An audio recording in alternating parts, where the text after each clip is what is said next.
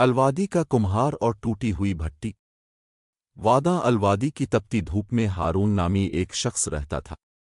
وہ پیشے سے ایک کمہار تھا، جس کے ہاتھ ہمیشہ دریا کی مٹی سے رنگے رہتے اور جس کا دل اپنے ایمان میں گہرا اترا ہوا تھا۔ ہارون کوئی امیر آدمی نہیں تھا، لیکن وہ ایک مطمئن انسان تھا۔ اس کا فلسفہ سادہ تھا، الحمدللہ اس سورج کے لیے جو میری مٹی سکھاتا ہے، اور الحمدللہ اس بارش کے لیے جو زمین کو نرم کرتی ہے۔ تاہم ایک سال وادی پر ایک بڑی آزمائش آئی۔ ایک ایسی شدید خشک سالی پڑی جو کسی کے وہم و گمان میں بھی نہ تھی۔ دریا ایک پتلی سی کیچڑ کی لکیر بن کر رہ گیا اور زمین شیشے کی طرح چٹک گئی۔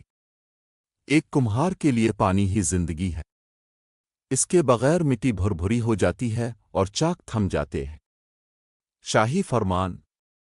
جب گاؤں والے پریشان تھے تو دور دراز دارالحکومت سے ایک خبر آئی۔ سلطان ایک عظیم الشان باغ بنوا رہا تھا اور اسے اعلیٰ ترین معیار کی 1000 ہاتھ سے بنی ٹائلیں درکار تھیں۔ جو کاریگر ایک ماہ کے اندر یہ کام مکمل کرتا، اسے سونے کی اتنی اشرفیاں ملنی تھیں کہ پورا گاؤں 1 سال تک کھانا کھا سکے۔ ہارون کے لیے یہ اس کی دعاؤں کا جواب تھا۔ اس نے اپنی جمع پونجی سے بہترین مٹی خریدی اور راتوں کو دور دراز کے ایک چھپے ہوئے چشمے سے پانی بھر کر لاتا رہا۔ وہ انتھک محنت کرتا، چاندنی رات میں اس کی کمر جھک جاتی، لیکن وہ ہر ٹائل کو اس مہارت سے بناتا جیسے اسے معلوم ہو کہ اس کے پڑوسیوں کی زندگی اس کی کامیابی سے جڑی ہے۔ اس کی بیوی مریم اسے روٹی اور کھجوریں لا کر دیتی اور کہتی، صبر کرو ہارون، اللہ صبر کرنے والوں کے ساتھ ہے۔ ہارون ماتھے سے پسینہ پونچھتے ہوئے جواب دیتا، میں اپنا کام کر رہا ہوں مریم، باقی سب الخالق کے ہاتھ میں ہے۔ طوفان کی رات۔ 3 ہفتوں کی سخت محنت کے بعد ٹائلیں پکنے کے لیے تیار تھیں۔ ہارون نے ایک بڑی بھٹی تیار کی اور 1000 ٹائلوں کو بڑی مہارت سے ترتیب دیا۔ اگر یہ مرحلہ کامیاب ہو جاتا تو خشک سالی اب اس کے خاندان کے لیے موت کا پروانہ نہ رہتی۔ آخری رات، جب بھٹی اپنے پورے درجہ حرارت پر تھی، اچانک وادی میں ایک ہولناک طوفان آ گیا۔ یہ وہ رحمت کی بارش نہیں تھی جس کی وہ دعا کر رہے تھے، بلکہ ایک خشک اور خوفناک آندھی تھی جس کے بعد بجلی کڑکی۔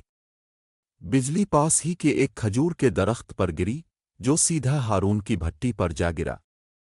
پوری عمارت راکھ اور دھوئیں کے بادل میں دب کر تباہ ہو گئی۔ جب گرد بیٹھی تو ہارون بارش میں کھڑا کھنڈرات کو دیکھ رہا تھا۔ اس نے گرم ملبہ ہٹایا تو دیکھا کہ اس کا شاہکار ٹکڑے ٹکڑے ہو چکا تھا۔ 1000 ٹائلوں میں سے تقریباً 900 ٹائلیں ٹوٹ چکی تھیں یا ان میں دراڑیں پڑ چکی تھیں۔ سلطان کی ڈیڈ لائن میں صرف 2 دن باقی تھے۔ دوبارہ شروع کرنا ناممکن تھا۔ ایمان کی آزمائش۔ ہارون گھٹنوں کے بل گر گیا۔ ناکامی کا بوجھ گرے ہوئے درخت سے زیادہ بھاری محسوس ہو رہا تھا۔ اس نے سرگوشی کی، کیوں؟ میں نے اپنے خاندان اور گاؤں کی خاطر محنت کی۔ میں نے ہر رات دعا کی۔ میری محنت کیوں ضائع ہوئی؟ اگلی صبح گاؤں والے جمع ہوئے اور ملبے کو افسوس سے دیکھنے لگے۔ لیکن مریم اس کے پاس آ کر بیٹھی اور نرمی سے کہا، ہارون، تم ہمیشہ کہتے تھے کہ اللہ بہترین منصوبہ ساز ہے۔ کیا تم اس پر صرف تب یقین رکھتے ہو جب بھٹی سلامت ہو، یا تب بھی جب وہ ٹوٹ جائے؟ ہارون نے ایک گہرا سانس لیا۔ اسے احساس ہوا کہ اس کا دل نتیجے سے زیادہ جڑ گیا تھا اور وہ رزاق کو بھول گیا تھا۔ وہ اٹھا، اپنے کپڑے جھاڑے اور کہا، الحمدللہ، اگر اللہ نے یہ مجھ سے لیا ہے تو اس کی کوئی ایسی وجہ ہوگی جو میں ابھی نہیں دیکھ سکتا۔ ایک غیر متوقع موڑ۔ صرف 100 ٹائلیں سلامت بچی تھیں۔ ہارون جانتا تھا کہ وہ سلطان کا معاہدہ پورا نہیں کر سکتا۔ تاہم اس نے ان ٹوٹے ہوئے ٹکڑوں کو ضائع نہیں ہونے دیا۔ اس نے پورا دن ان رنگین ٹکڑوں نیلے، فیروزی اور سنہرے کو تراشنے اور ان کے نوکیلے کناروں کو ہموار کرنے میں گزار دیا۔ اس نے 100 سلامت ٹائلیں اور ٹوٹے ہوئے ٹکڑوں سے بھرے تھیلے اپنے گدھے پر لادے اور دارالحکومت کی طرف روانہ ہوا، اس امید کے ساتھ کہ شاید ان ٹکڑوں کے بدلے چند سکے مل جائیں جن سے وہ اناج خرید سکے۔ جب وہ سلطان کے محل پہنچا تو وہاں درجنوں کمہار موجود تھے۔ ان سب کے پاس ایک جیسی مکمل ٹائلیں تھیں۔ وہ ہارون کے ایک کچرے اسے بھرے تھیلے دیکھ کر ہنسنے لگے۔ سلطان معائنے کے لیے باہر آیا۔ وہ ایک جیسی ٹائلوں کی قطاروں کے پاس سے گزرا اور بیزاری سے بولا، یہ سب ایک جیسی ہے، ان میں کوئی روح نہیں ہے۔ میرا باغ کسی فوجی بیرک کی طرح لگے گا، سکون گا نہیں۔ پھر وہ ہارون کے سٹال پر رکا۔ اور یہ کیا ہے؟ سلطان نے ان ٹوٹے ہوئے ٹکڑوں کی طرف اشارہ کرتے ہوئے پوچھا۔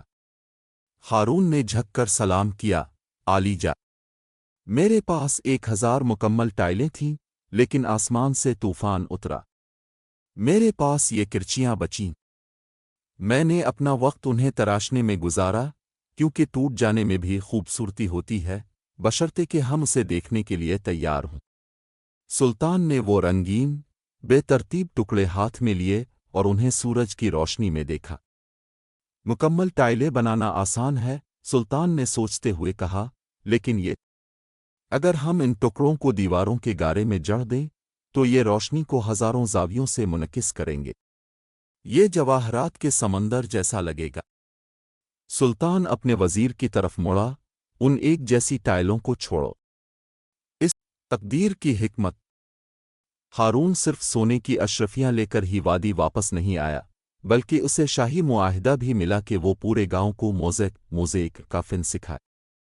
جس درخت کے گرنے کو وہ تباہی سمجھ رہا تھا، دراصل اس نے اسے ایک ایسی منفرد چیز عطا کی جو پورے ملک میں کسی اور کمہار کے پاس نہیں تھی۔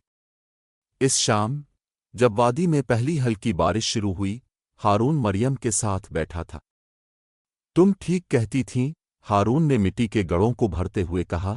جب بھٹی ٹوٹی تو مجھے لگا کہ میری دنیا ختم ہو گئی۔ مجھے نہیں معلوم تھا کہ یہ ایک نئی دنیا کا آغاز تھا۔ اللہ نہیں چاہتا تھا کہ میں صرف ایک عام کمہار رہوں، وہ چاہتا تھا کہ میں ٹوٹی ہوئی چیزوں سے خوبصورتی تراشنے والا فنکار بنوں۔ کہانی کے اسباق: ایک توکل اللہ پر بھروسہ۔ ہم اپنی زندگی کے ٹوٹے ہوئے ٹکڑے دیکھتے ہیں، لیکن اللہ وہ موزیک دیکھ رہا ہوتا ہے جو وہ ان ٹکڑوں سے بنا رہا ہے۔ دو آزمائش میں خیر وہ طوفان جسے ہارون سزا سمجھ رہا تھا، وہی اس کی کامیابی کا ذریعہ بنا۔